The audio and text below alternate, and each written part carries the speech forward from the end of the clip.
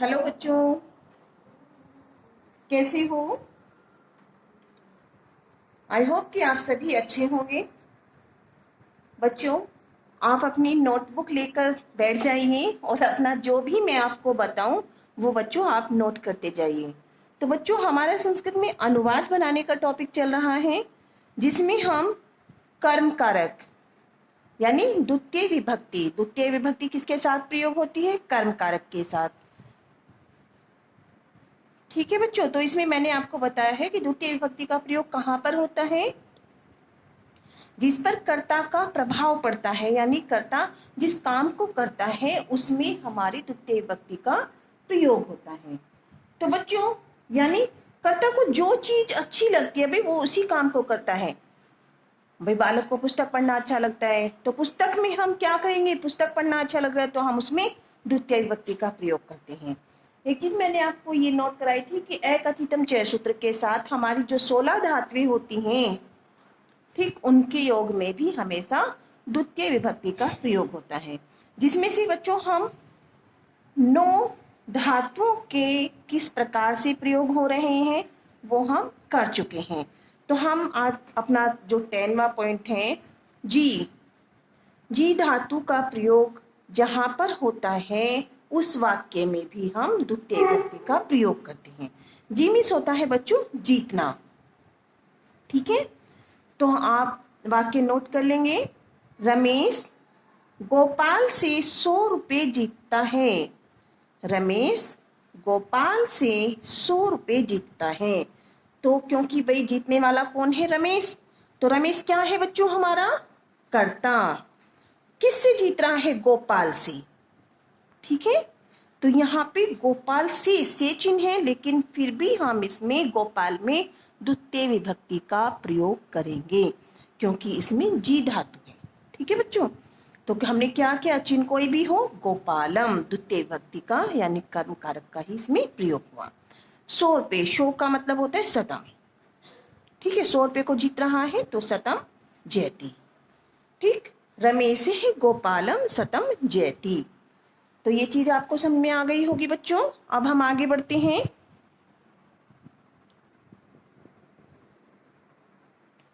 Eleven है बच्चों हमारा मंथ। मंथ मिस होता है मथना। जैसे आप घर पे हम क्या करते हैं? दूध से घी को मथ के निकालते हैं। ठीक है भाई, हम अपनी सिंपल भाषा में क्या बोल देते हैं? उसको दूध को बिलोना है, घी निकालना है, तो वो क्या होता है? मथना, यानी दूध को मथना। तो वाक्य नोट कर लेंगे। राधा दूध से घी मथती है। ठीक है, तो क्या होगा? राधा आकारांत शब्द है, उसमें विसर्ग नहीं होगा। आकारांत स्त्रीलिंग शब्द में विसर्ग नहीं आता।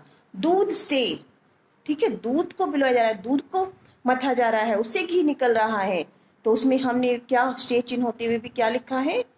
हमने द्वितीय विभक्ति का प्रयोग किया, दुग्धम।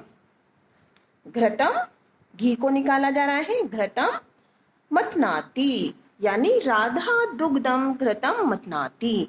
राधा दूध से घी मथती है, यानी उसको ब्लॉक करके घी निकालती है। ठीक है, अब 12वां है बच्चों मुस। क्या है बच्चों? मुस। मुसमिस होता है चुराना। कैसा है चुराना? भाई चुराना तो बैठ है बिटे हैं, किसी को कोई सामान नहीं चुराना चाहिए किसी बच्चे को।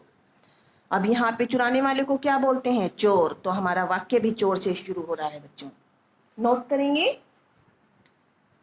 चोर देवदत्त के 100 रुपये चुराता है। नोट कर लेंगे सभी बच्चे वाक्य। चोर देवदत्त के 100 रुपये चुराता है। तो चुराने वाला कौन होता है? कर्ता होता है किसी काम को करने वाला। तो चोर हैं देवदत्त के, काकी के, लेकिन उसमें क्या होगा हमारा?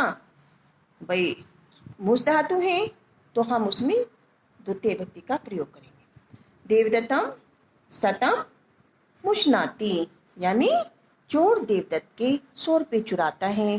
चोर है देवदत्तम सतम मुशनाती। क्लियर हो रहा है बच्चों? चलिए अब आगे बढ़ते हैं बच्चों। नेक्स्ट है हमारा नी। नी मिस होता है ले जाना, किसी वस्तु को ले जा रही हैं। अब देखते हैं हमारे वाक्य में किस चीज को लिया जाया जा रहा है।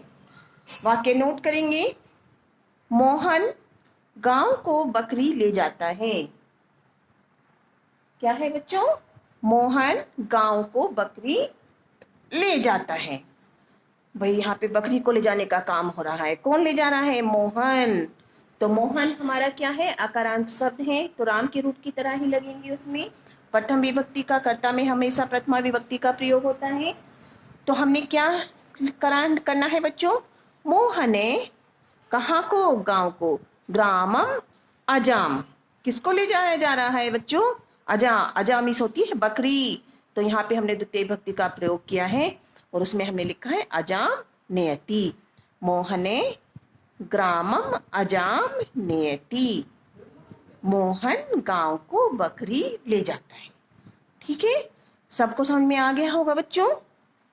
नेक्स्ट है आपकी जो 14वीं धातु है, उसमें क्या है? ह्रे। ह्रे में होता है हरण करना। क्या है बच्चों? हरण करना यानी चुरा लेना। जैसे रावण ने किसका हरण किया था? सीता माता का। ठीक है, तो आज ये जो हमारा वाक्य है ये भी वही है कि रावण ने सीता का हरण कर लिया था।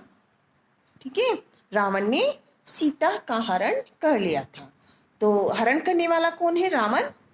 तो वही हमारा प्रथमा विभक्ति का प्रयोग होगा कर्ता में। रावण है सीताम एहरत। सीता का, तो सीताम एहरत यानी हरण करना। तो रावण है सीताम एहरत। ठीक है बच्चों, रावण ने सीता का हरण कर लिया था। अब नेक्स्ट है बच्चों हमारी धातु है क्रश। भैया आपने क्रश यानी खोद कर निकालना किसी चीज को। तो खोदने पीटने का काम कौन करता है? भाई हमारे किसान भाई जो हैं, हम भी किसान हैं। तो कौन खोदता है धरती माता को? किसान। तो कृष है। ठीक, तो कृष का जहां पर कृष धातु का प्रयोग होगा वहां पर द्वितीय विभक्ति का होगा। वाक्य नोट करेंगे सभी बच्चे। मनुष्य भूमि से रतन निकालते हैं। मनुष्य, भाई जो हमारी धरती माता है, असंख्य हमारे नवरत्न है उसमें है। ठीक, तो वो कहाँ से, मनुष्य कहाँ से निकाल रहा है रत्नों को? भूमि से। ठीक, तो मनुष्य क्या होते हैं? जन।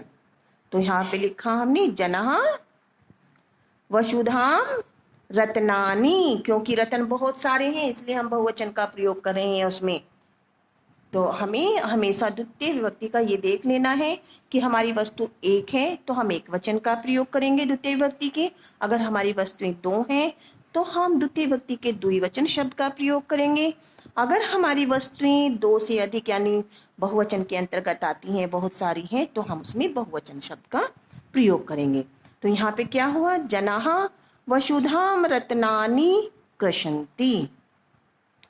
क्योंकि बच्चों मनुष्य भूमि से रत्न निकालते हैं।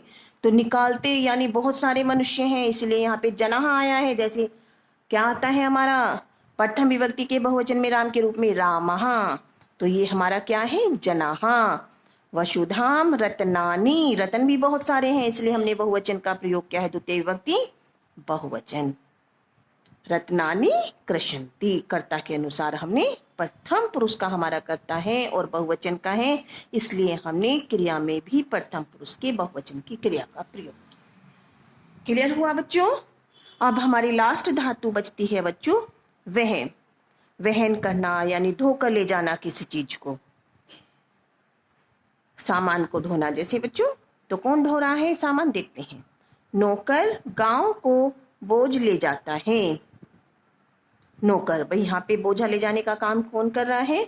नौकर। ठीक है, दिखाई दे रहा है बच्चों सबको क्लियर?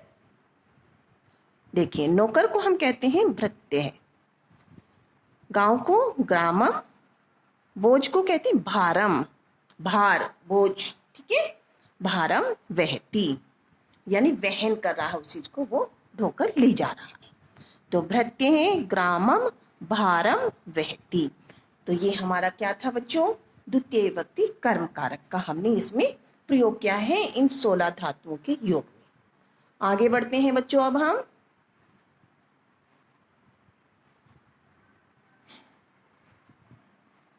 चलिए बच्चों, अगला सूत्र है हमारा द्वितीय विभक्ति का है बच्चों, नोट कर लेंगे। इस सूत्र आपका 1 मार्क्स में पूछा जाता है। तो आप सारे ही जितने भी मैं वाक्यों में सूत्र बता रही हूँ, वैसे मैं आपको एक शॉर्ट वीडियो प्रोवाइड कराऊंगी जिसमें ये आपका सारा मैटर होगा। फिर भी आप साथ के साथ नोट करते रहें ताकि आप उनको लर्न करें। सूत्र है तदा युक्तम चानी इप्स्तम। नोट कर लेंगे सभी बच्चे।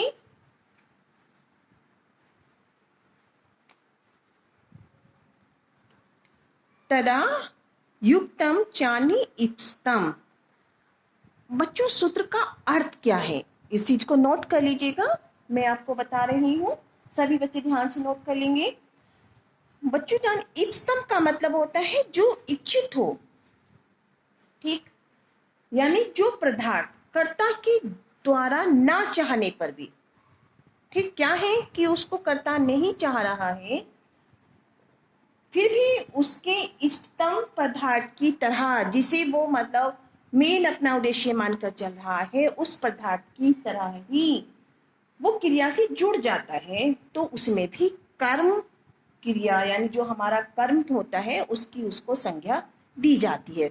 यानी ना चाहते हुए भी कर्ता के वो पदार्थ उसके इस इष्टतम यानी उसकी चाहने वाली वस्तु के साथ जुड़ जाता है, क्योंकि वो उस जिस वस्तु को चाह रहा है वो उसके साथ जुड़ गया है, तो भाई वो भी क्या होगा, उसके साथ भी हम द्वितीय विभक्ति का प्रयोग करेंगे। तदा युक्तम चानी इप्स्तम, यानी जो कर्ता की इप्स यानी इच्छित वस्तु है जिसको वो बहुत अच्छे से चाहता है, वो दूसरा वस्तु भी उसके साथ जुड़ जाए।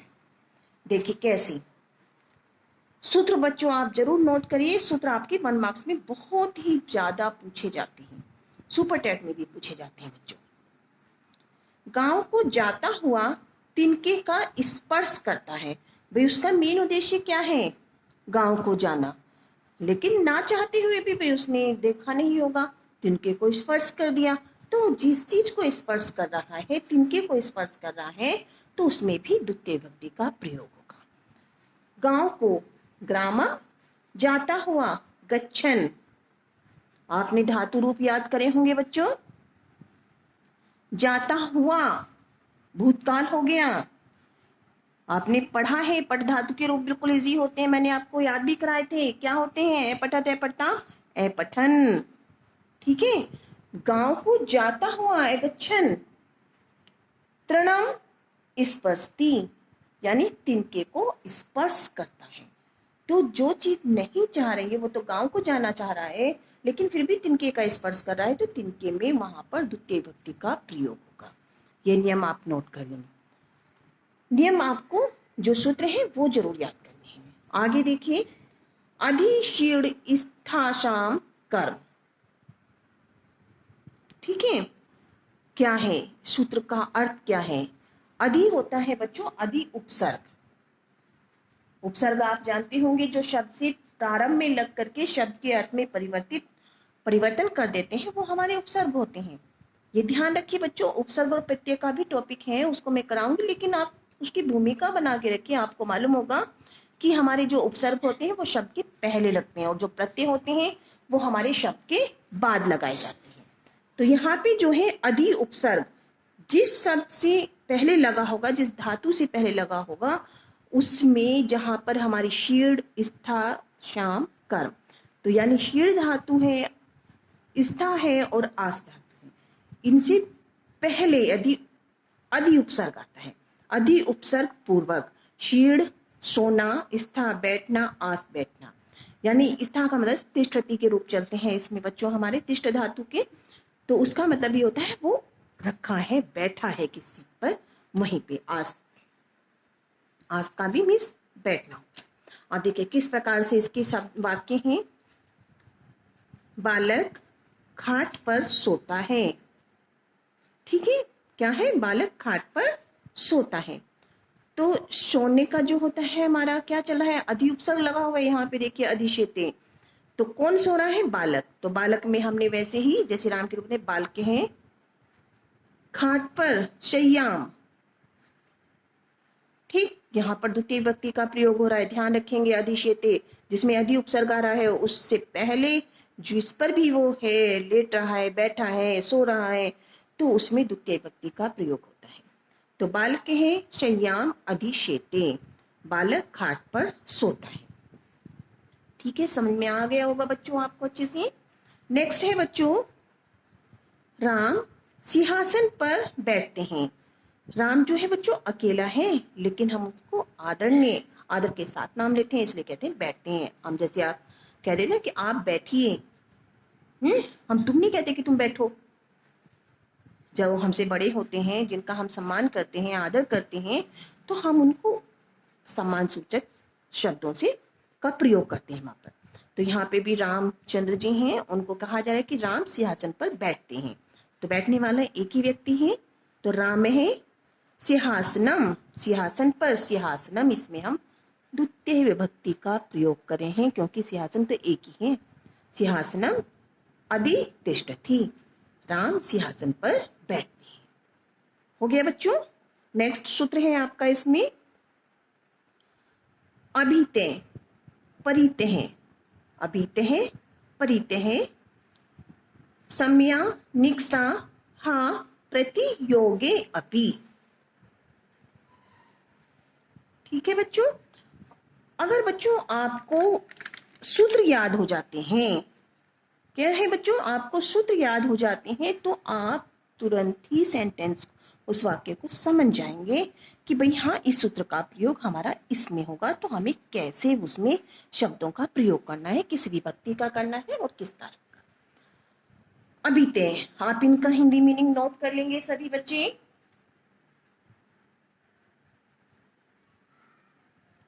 सभी बच्चे कर लेंगे कि अभितः मीन्स क्या होता है, दोनों ओर। लिख लीजिए।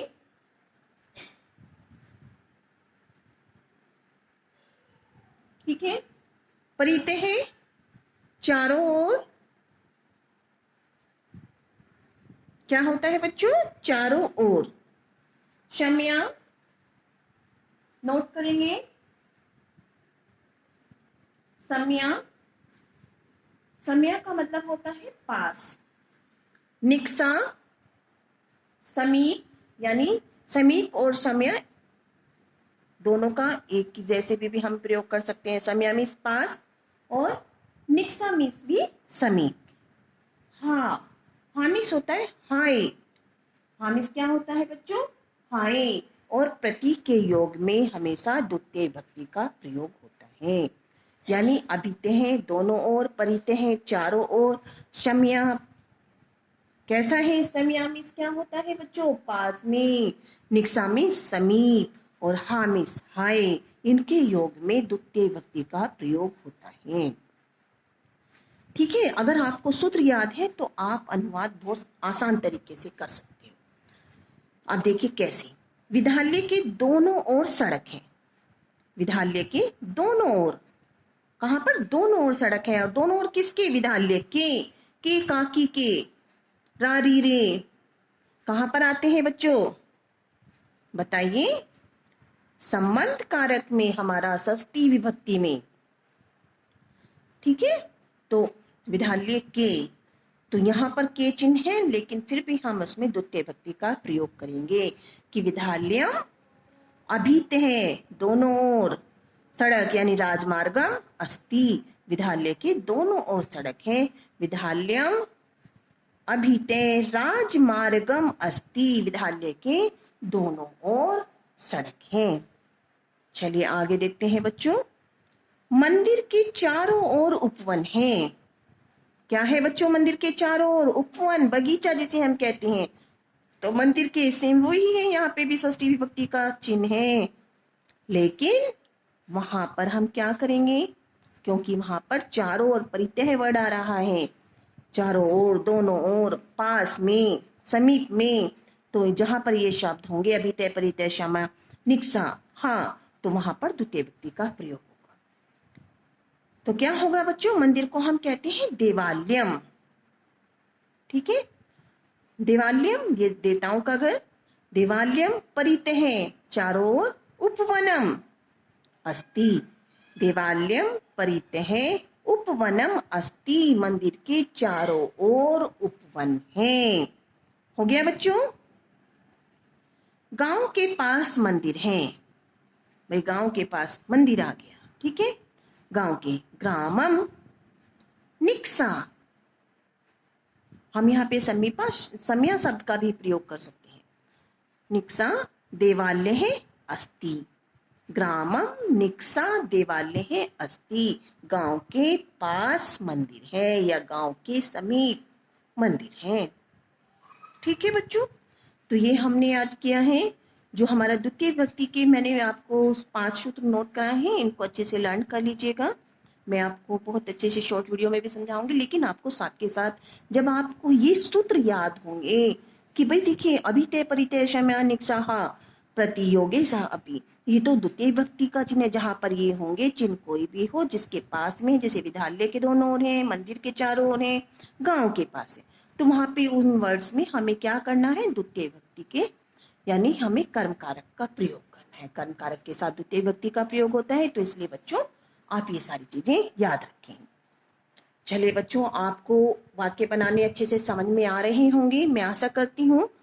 अगर किसी बच्चे को कहीं पर कोई डाउट रहता है तो प्लीज आप कमेंट बॉक्स में जाएं और कमेंट करें। कमेंट आपको जरूर करना है, जरूर आप कमेंट करिए, वीडियो को लाइक करें, शेयर करें और चैनल को सब्सक्राइब करें। थैंक यू बच्चों।